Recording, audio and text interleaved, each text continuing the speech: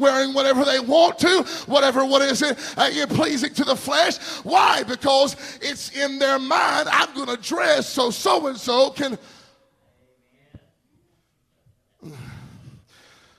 It is unpleasing to God when we get it in our mind to gossip about somebody.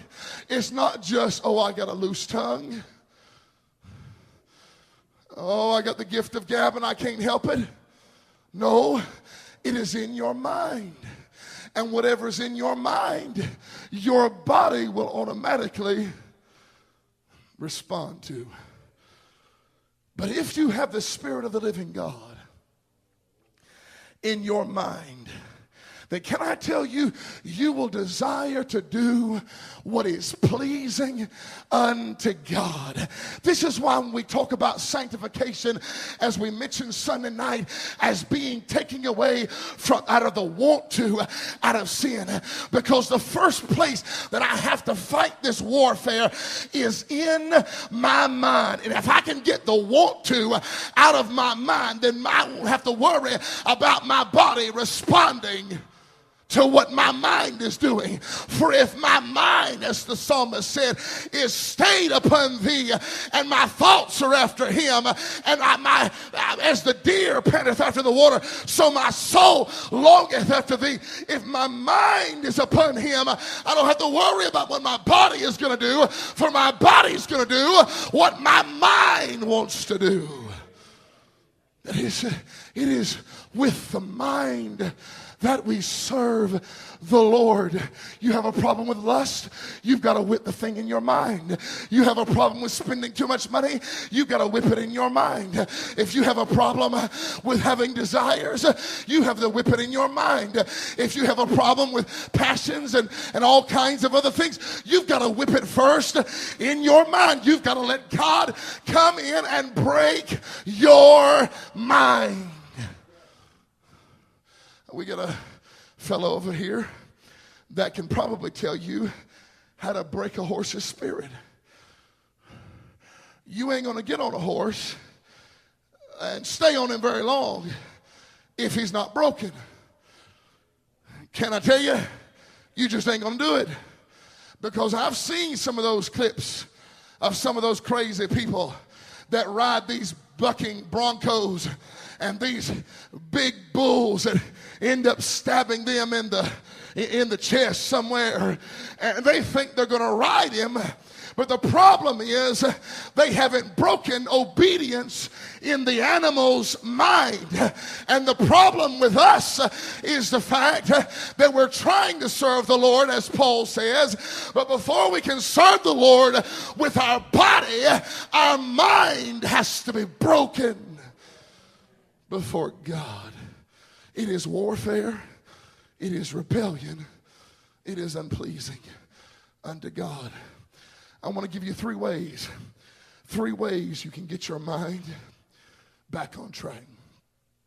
If you want to, you can write them down.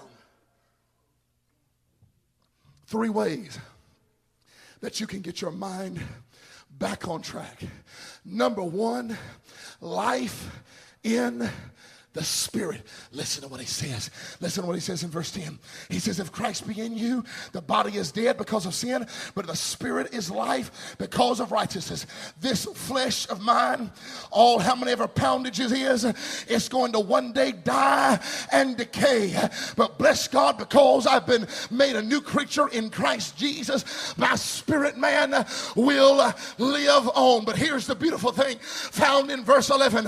If this Spirit of the living God who went up to Jesus' tomb, walked into Jesus' tomb and raised the Son of the living God from the dead, if he be in you, he can do the same kind of resurrection inside of your life. The way you get your mind on track is that first of all, you have a new life through the salvation that is in Jesus Christ, and then have a new empowerment through the power of sanctification inside that breaks all of the yokes of bondage inside of your life. How many of you understand the word still works? The word still works. I don't know if you can notice this or not. I went to Chapel Hill, what was it, Monday. Went to Chapel Hill, stayed up for Brother Michael's operation. When I went through Raleigh, I had one of those GPS things on my computer. And so I used it going up through Raleigh, because when my mind is good, I don't want to go through Raleigh. The problem with this particular GPS tracking is that this is a 2006 version of this GPS that I am using. It is 2010. But watch this. The route told me to go down the old 70 highway. If you've ever been to Raleigh, you know what I'm talking about. The old 70 highway coming out of Goldsboro to get on to I-40. But if you've ever been there recently, you will understand there is a new 70 bypass that 2006 Microsoft knows nothing about. And so when I got on this blue line here of a bypass, guess what it kept telling me? You're off route, you're off route, you're off route, you're off route. Until I got to I-40, it thought I was off route.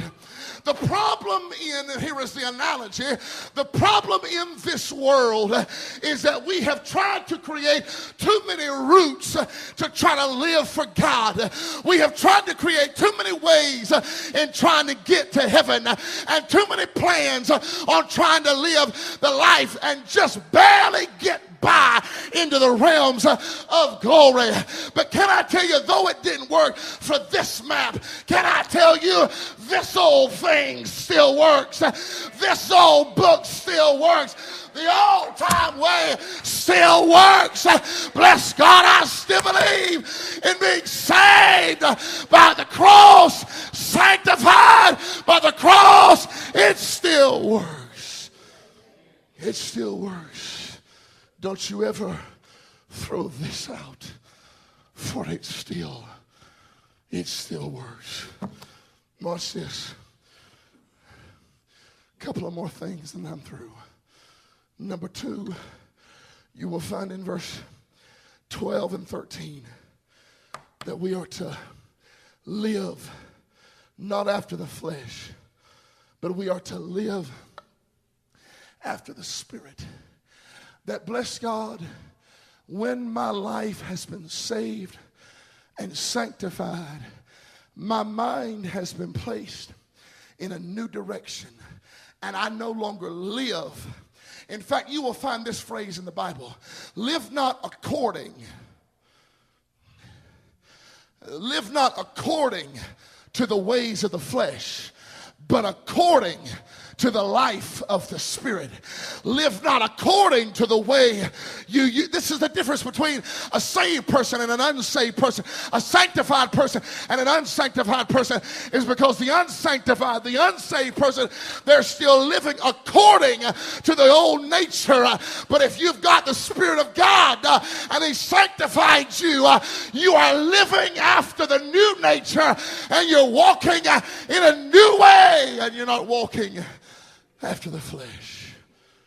Probably the last thing is this, and that is simply that you are led by the Spirit. One of the easiest ways, I don't know, Brother Durwood, I should have tested it out. Hello. Oh man, that sounds better than the other thing I've been using. One of the easiest ways to simply demonstrate this is that we are led by the Spirit. Can you help me? We are led by the Spirit of God.